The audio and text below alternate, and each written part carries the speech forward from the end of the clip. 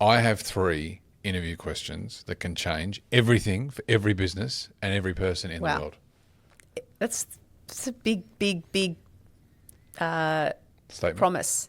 Would you believe can make a slight increase on your outcomes? No, I believe that you probably, if anyone is going to move the dial with very simple things, ingenious things, it would be you.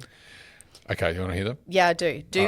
Do one at a time and explain the rationale Okay. behind each. I've spent a lot of time on this because you can imagine the interview process for most industries is a joke. If you actually think about, for both sides, Yeah. we're going to hire someone to join our organisation, we hope, for the next 10 years, and we're going to interview them for 30 minutes to 2 hours. Interviews are awkward. But even just talking to them, Yeah. for 2 hours maximum, let's say, in the process, and then we're going to commit to them for the next decade, and vice versa. The other side, someone meets 1, 2, 3 people maybe, and then they're expected to commit to a company of 10 to 10,000 for the Forever. next, maybe not forever, but for a long period of time. Yeah. They've got a huge chunk of their life. Interviewing is a joke.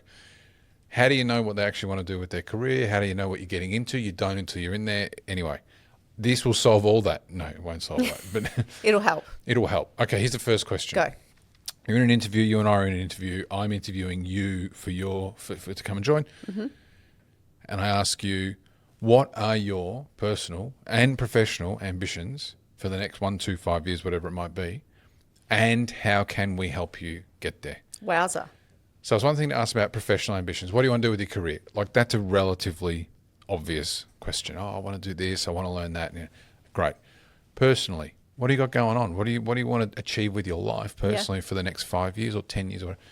And they might want to buy a house. They might want to get married. They might want to move overseas. They might want to start a little charity. They might want to do something. And you know that about them then. And from then on, professionally and personally, you can help them get where they want to go. And you might be surprised how cheap it is. Interesting. What if they don't have good answers?